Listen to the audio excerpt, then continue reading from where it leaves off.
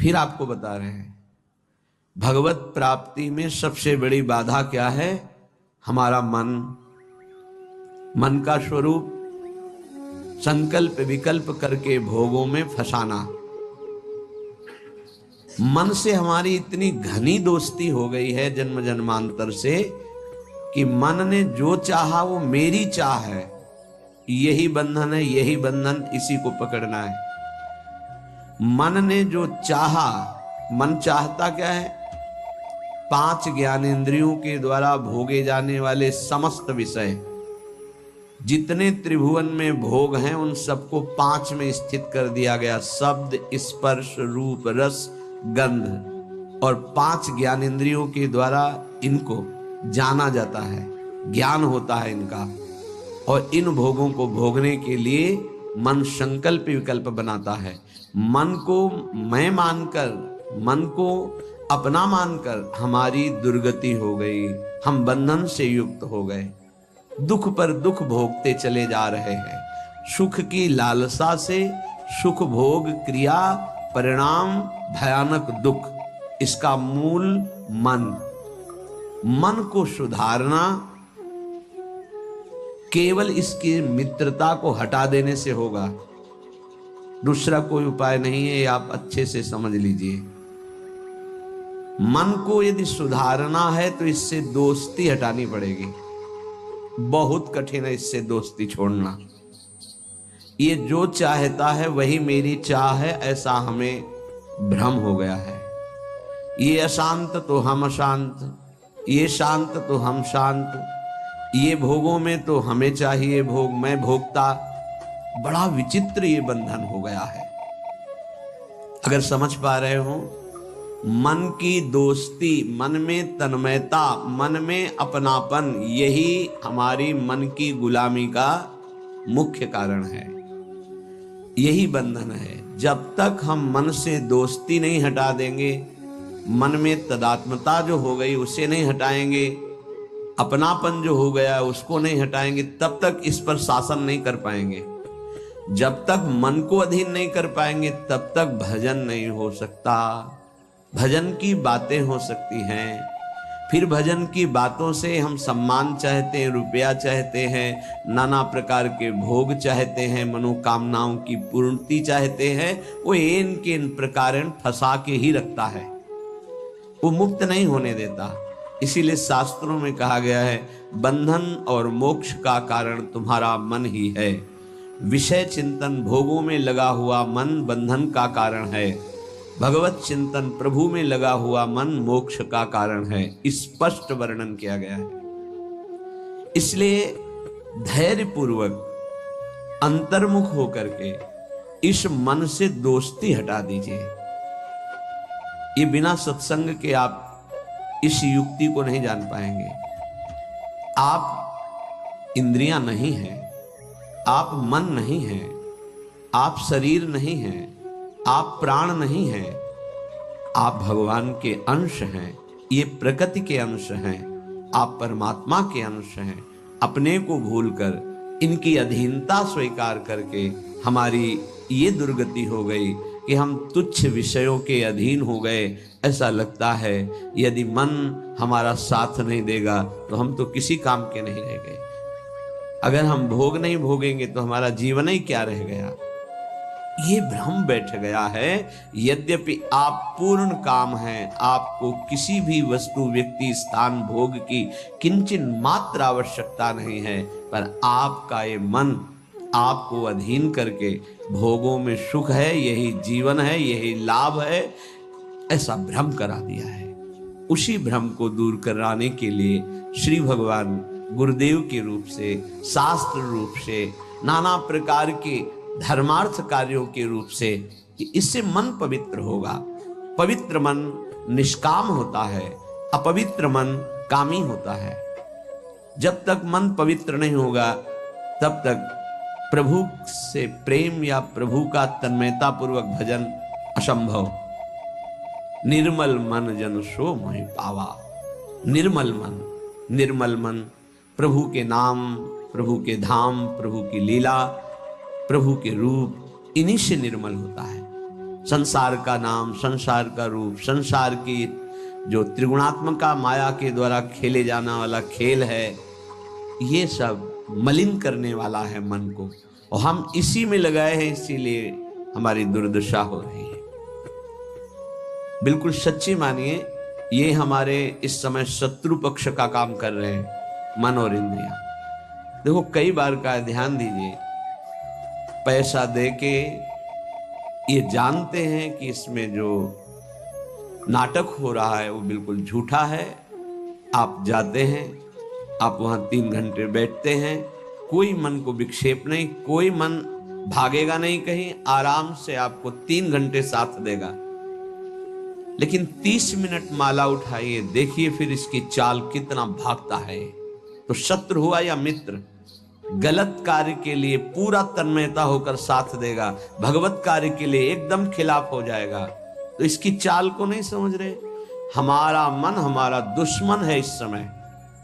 इससे हमारी मित्रता का मतलब है बंधन, मित्रता का मतलब है सर्वनाश। बहुत बहुत सावधानी की जरूरत है। ये मन 5 मिनट ऐसी चेष्टा करा देगा, आजीवन कारावास। कुछ क्षण ऐसी चेष्टा करा देगा, फांसी की सजा। कुछ क्षण ऐसे पाप करा देगा, नहीं कोई जानेगा, तो अंदर से भयानक रोगों की उत्पत्ति, अशांति, हृदय का हर समय दाह युक्त होकर जलना, बहुत प्रकार से कष्ट ही कष्ट देने वाला है। दुख योनयः, इससे दुख ही प्रकट होता है। इसलिए उपासक अपने आप को और मन को अलग करना सीखे।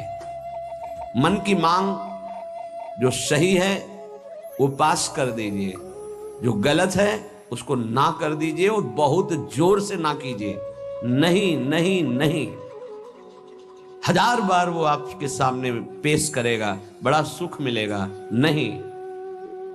पर हम अंदर से कहीं ना कहीं टूट चुके हैं, हार चुके हैं। तो हमें लगता है कि यदि हम मन का साथ नहीं देंगे तो हाँ, ये हमको जलाएगा, ये हमको परेशान करेगा, और वो मैं सह नहीं सकता। इसी से हम मुक्त नहीं हो पा रहे, इसी से हम परमानंद में नहीं डूब पा रहे। यही कमजोरी है, इसको अच्छे से समझिएगा। मन से एक बार युद्ध करना पड़ेगा। यदि इतना सत्संग के द्वारा हम विवेक प्राप्त कर ले कि ये मैं नहीं हूं मन, ये मेरा नहीं है मन, प्रकृति का अंश है, बस फिर तो आप लड़ सकते हैं। और जब मेरा मन, तो आपकी सामर्थ्य नहीं कि ना बोल सकें। जबान से ना बोलेंगे, कदम वहीं चलेंगे जिधर मन ले जाएगा। ये बड़ा सूक्ष्म विषय, इसको समझ लीजिए। सब का सब पूरा अध्यात्म इसी बात पर टिका हुआ है। अगर मन निर्मल तो भगवत साक्षात्कार, मन निर्मल तो स्वरूप स्थित, मन मलिन तो दुर्गति। सारी साधना का फल मन को शांत कर लेना, निर्मल कर लेना, मन को अपने शासन में ले आना। पर ये तभी होगा जब इससे दोस्ती हटाएं। यहां दोस्ती क्या, मन की मांग मतलब मेरी मांग, मेरी मांग मतलब अब पूर्ण ही होना चाहिए, कुछ भी हो। इसी से पापाचरण बनते हैं और मन मलिन हो जाता है। हम और मन के अधीन हो जाते हैं, वो हमें और ऐसी स्थिति ले आता है कि मेरे से कहां भजन साधन, और पूरा जीवन व्यर्थ हो जाता है। श्रीपाद प्रबोधानंद जी महाराज कहते हैं, जागर्ति दुंदभिरवः परमोत्र राधा वृंदावने वनो इति प्रकटः पुराणे तस्या विधेयमसमूर्ध महानुराग मूर्तेस्तदंगनमपोहे हरिं क्व पश्ये। हे भाई, मेरी बात सुनो और जाग जाओ। ये मोह निद्रा में तुम सो करके अपने जीवन को नष्ट कर रहे हो।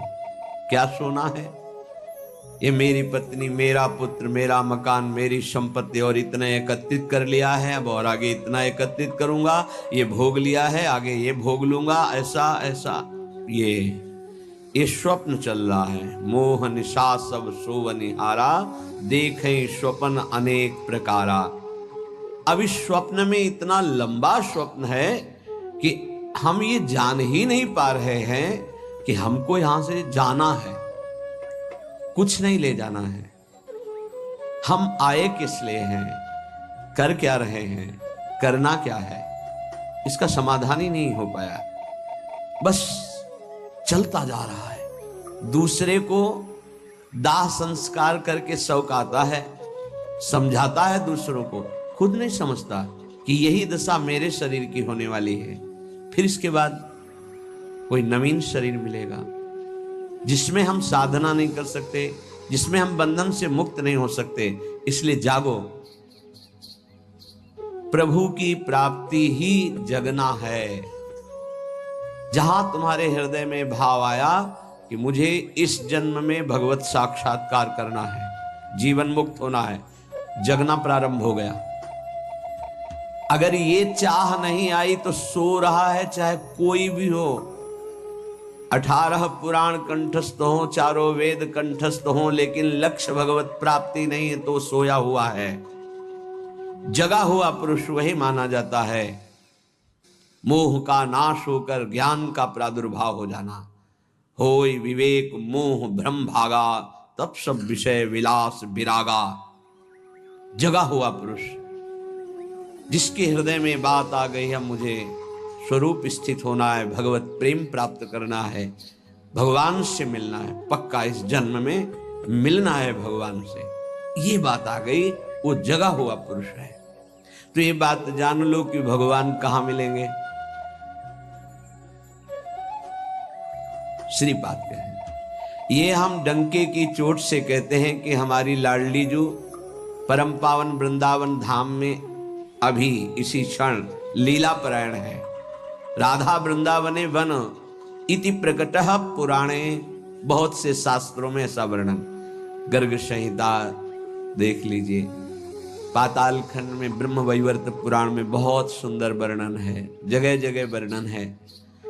तो जहां हमारी किशोरी जो है वहीं प्रभु विराजमान है। अब सूक्ष्म विषय इसका, किशोरी जो प्रेम रूप है, जहां प्रेम है वहीं हरि है। प्रेम के बिना हरि का साक्षात्कार नहीं हो सकता।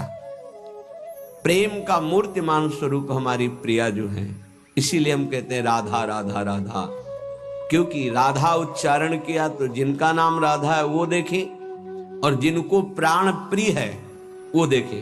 प्राण प्रिय है हरि को, हरि रसना राधा राधा रट, स्वयं हरि जो राधा राधा रटते हैं, और किशोरी जो प्रिया प्रीतम दोनों हमारी तरफ देखेंगे राधा उच्चारण से। तस्या विधेय मसमोर्ध महानुराग, किशोरी जी की कृपा से ही महाअनुराग प्रकट होता है। महाअनुराग में ही हरि का साक्षात्कार होता है, प्रिया प्रीतम का साक्षात्कार होता है। इसलिए अगर हमारे वाक्य को आप समझ पा रहे हो, श्रीपाद कह रहे हैं, तो आप वृंदावन का आश्रय ले लीजिए। अगर अखंड वास नहीं प्राप्त हो पा रहा तो आश्रय ले लीजिए, रजरानी का सेवन कीजिए, धाम आइए, बार बार यहाँ दर्शन कीजिए, प्रदक्षिणा परिक्रमा कीजिए, बैठकर एकांत में नाम जप कीजिए। बहुत बड़ा प्रभाव धाम में जो भजन करता है तो बहुत कई गुना बढ़ करके उसको लाभ मिलता है। इसलिए यहाँ बहुत जल्दी भगवत प्राप्ति होती है। मथुरा में 6 महीने में भगवत साक्षात्कार कर लिया ध्रुव जी ने। देखो 6 महीने भी बहुत होते हैं। अगर व्याकुलता बढ़ जाए, तन्मयता हो जाए तो 6 मिनट में भगवान साक्षात्कार करा दें, वो बहुत कृपालु है। मिलंति चिंता मणिकोटि कोट्यः, अब ये बात समझनी है। स्वयं बहिर्दृष्टि मुपैति वा हरिः, तथापि वृंदावन धूलि धूसरम न देहमन्यत्र कदापि आत्मे। एक तरफ हरि है, एक तरफ करोड़ करोड़ प्रकार के सब भोग सामग्री, महान रत्न, रुपया, पैसा, सोना, चांदी, सब वैभव है। अब अगर पूछा जाए मन से कि किधर कदम बढ़ाओगे, तो इधर ही कदम बढ़ेगा। हरि की तरफ नहीं, बातें केवल हरि की होंगी, हरि की तरफ कदम नहीं। बहुत विचित्र माया है, बहुत विचित्र माया। देखो ना, मन समझा रहा है अभी भोग लो, हरि तो आगे मिल ही जाएंगे। आगे कब? कब आगे मिल जाएंगे? कितने दिन की आयु है? हमारा मन हमको गलत सलाह देकर हृदय को अपवित्र करता रहता है, हम राजी बने रहते हैं। बड़ा धोखा हो रहा है, हम अपने साथ धोखा कर रहे हैं। पक्का समझो, केवल हरि प्राप्ति के लिए हम यहां आए हैं। अनंत जन्मों से भटक रहे हैं, अनंत जन्मों से, न जाने किस किस लोक में, किस किस योनियों में कितना कितना कष्ट वो सब भोग के आए हैं। माया ने सब विस्मृत कर दिया है। अब लगता है देखा जाएगा जो होगा। अरे देखने लायक नहीं रहोगे। ऐसा कष्टप्रद जीवन होता है कि कोई उपाय नहीं है, अन्य योनियों में कोई उपाय नहीं है। बहुत कष्टप्रद जीवन। देखो ना जीवों के साथ कैसा बर्ताव कर रहे हैं मनुष्य शरीर धारण करके। पता नहीं उनको कि यही दुर्गति उनकी होनी। जीवित ऐसे जैसे पकोड़े तले जा रहे हैं, ऐसे जीवों को, ऐसे उनके, वो भी जीव हैं, वो हम ही तुम हैं, कर्म के अनुसार वो बन गए। क्या बर्ताव हो रहा है। वैसे भी जंगल में नाना प्रकार के कष्ट अन्य जीवों को प्राप्त होते हैं। अगर कांटा लग गया तो आप निकाल सकते हो, वो नहीं निकाल सकते। एकमात्र मानव देह है जिससे आप इस माया प्रपंच से मुक्त हो सकते हैं। यहां आना बुरा नहीं है, लेकिन कर्म बंधनों से आना बुरा है। जैसे जेल में दोनों रहते हैं, जेलर भी और कैदी भी। कैदी बन करके रहना ठीक नहीं, जेलर वही रहता है, उसको कोई बंधन थोड़ी। ऐसे ही कारक महापुरुष के रूप में जगत में आना बड़ा सुखद है। भगवान का यश गान करते हुए भगवत भाव में स्थित, भगवत स्वरूप में स्थित लाखों बार भेजे प्रभु, कोई परेशानी नहीं। ये जो कर्म बंधन से युक्त होकर आना है, इसे मिटाना है। ये संसार तब तक दुखद है जब तक भोग वासना है।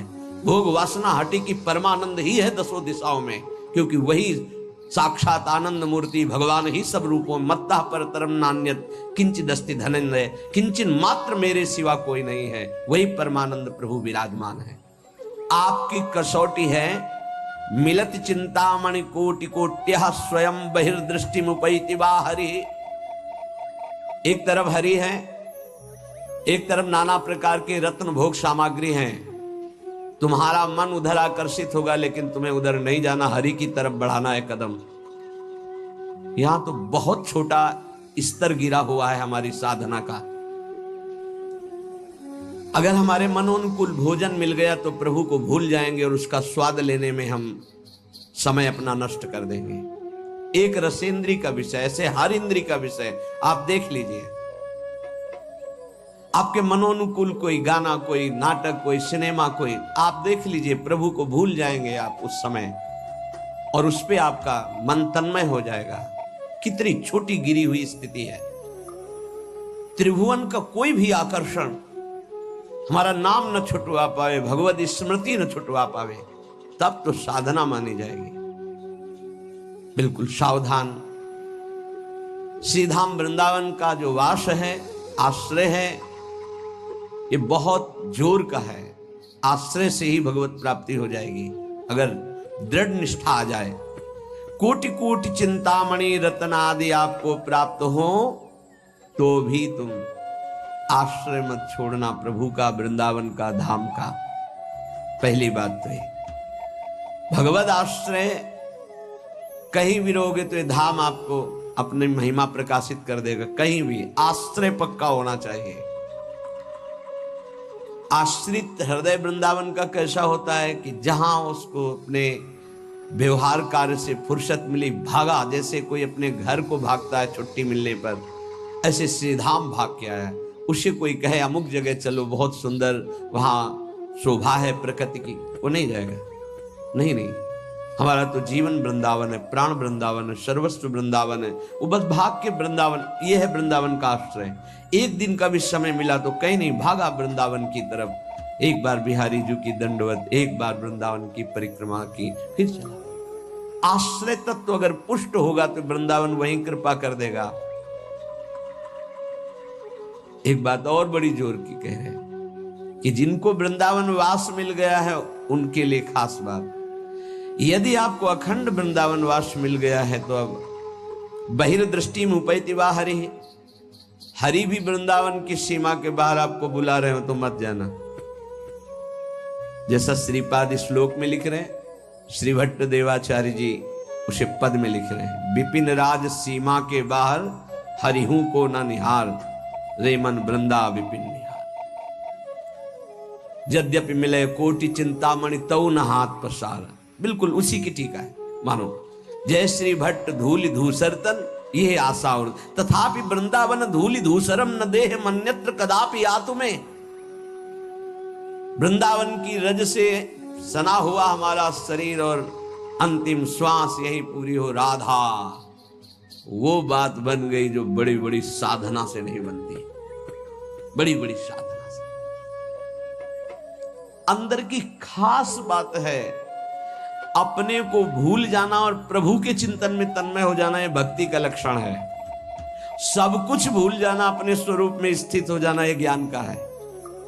इसके अलावा भगवान की माया का प्रभाव है।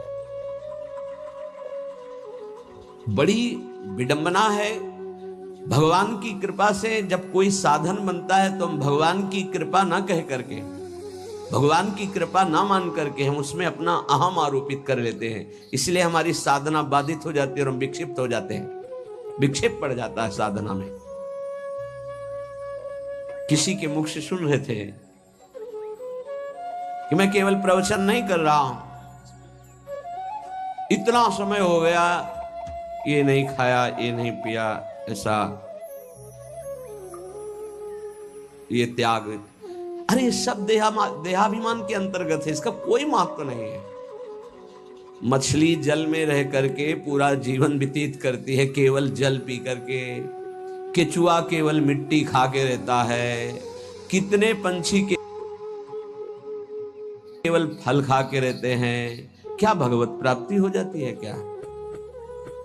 ये साधन देह विस्मृत करने के लिए है कि जो कुछ मिला थोड़ा डाल दिया, बस नाम चिंतन, भगवत चिंतन। चिंतन इस बात का कि एक एक दिन हम प्लस जोड़ रहे हैं कि ये नहीं खाया, ये नहीं पिया, ये नहीं त्याग। ये तो प्राकृतिक क्रिया है, इसका कोई महत्व है क्या?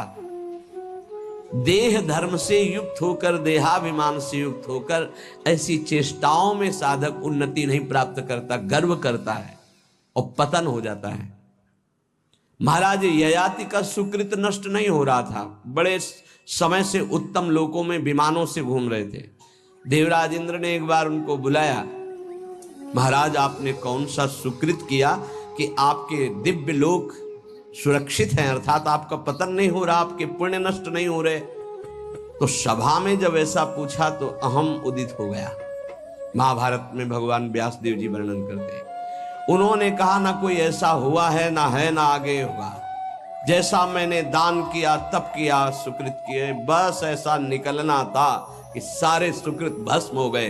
देवराज इंद्र ने कहा विश्व के समस्त ऋषियों का, महात्माओं का, धर्मात्माओं का आपने अपमान कर दिया, आप भ्रष्ट हो जाए। उसी समय सर के बल नीचे ऐसे मृत्युलोक की तरफ आने लगे। तब उन्होंने आर्त भाव से कहा गलती हो गई हमसे, हमारी अंतिम प्रार्थना, जा तो रहा हूं नीचे के लोक में, लेकिन महात्माओं के बीच में गिरूं। तो कुछ महात्मा ऐसे खड़े हुए, महाराज शिवी भी उसमें थे, भगवत चर्चा संभाषण कर रहे थे। देखा कोई तेजों में पतन की स्थिति से आ रहा है, गिरता हुआ, तो ये कोई पुण्यात्मा है। रोक दिया अपने भजन बल से। जब ये जाना कि ये तो महाराज ययाति है, सारे सुकृत अपने दे दिए, तत्काल ऊपर से ऊपर चले गए। भजन का एक बल है, वो बल भगवान की कृपा से जुड़ा होना चाहिए। अगर अहम से जुड़ गया तो पतन होने में देर नहीं लगती। इस बात में साधक बहुत सावधान रहे।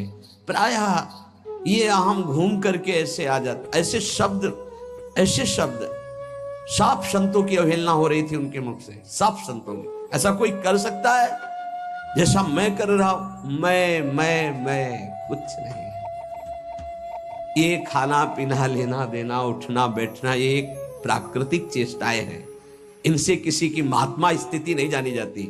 महात्मा स्थिति हृदय की होती है, जो समस्त द्वंद्वों पर विजय प्राप्त कर चुका है, जो देहाभिमान रहित हो चुका है, जो तीनों शरीरों के राग का त्यागी, उसे महात्मा कहते हैं। बड़ा सूक्ष्म विषय अध्यात्म, इसीलिए कह रहे अध्यात्म को समझने की जिज्ञासा करने वाला कोई लाखों में एक होता है, और अध्यात्म की जिज्ञासा पूर्ण करने वाला कोई करोड़ों में एक होता है।